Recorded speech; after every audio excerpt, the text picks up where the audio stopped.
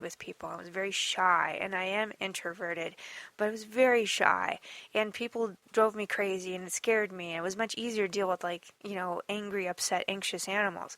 But let me tell you that when it comes to working with animals, you absolutely have to have people skills.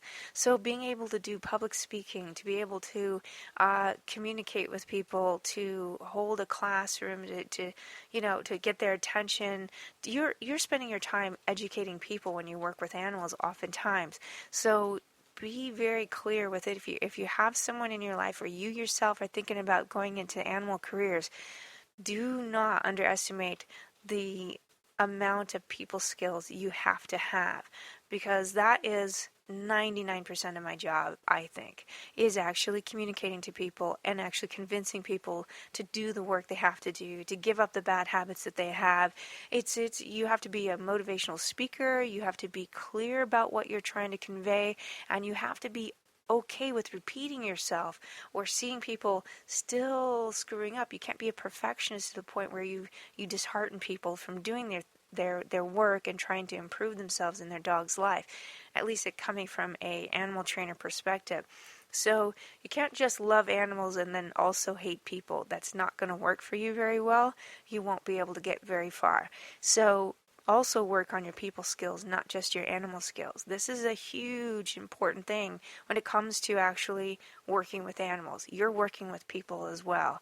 Actually, you're mostly working with people. So that's what I just wanted to expound on this whole world of animal careers, because it's so multifaceted.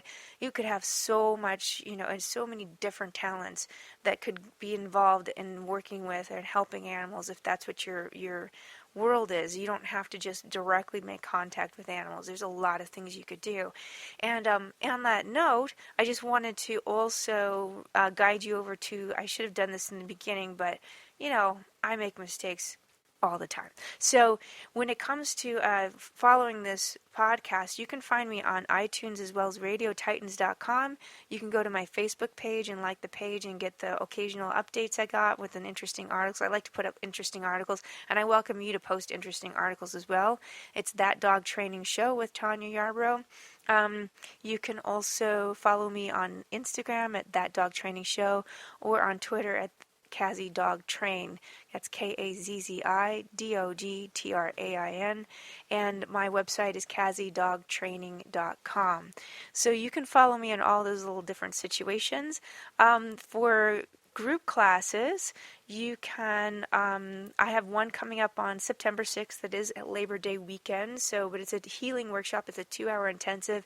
So if your family kicked you out because your dog's kind of an a-hole, you can not letting you come to the barbecue, you can come to the healing workshop. It's just $85 for 2 hours, teaching you how to walk your dog on the leash properly, use a correction collar if necessary, and deal with distractions in a very quick format. There's also the Art and Science of Scent Work seminar at Blue Collar Working Dog. It's on September 13th. It's a Sunday evening, and that's taught by a law enforcement officer.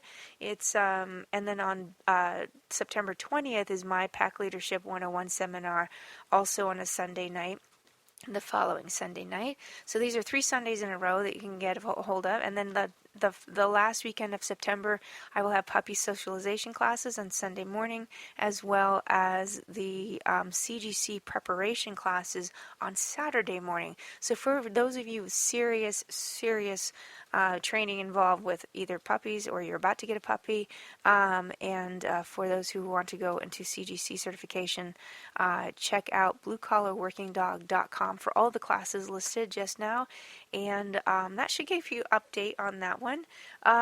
Let's see, anything else going on?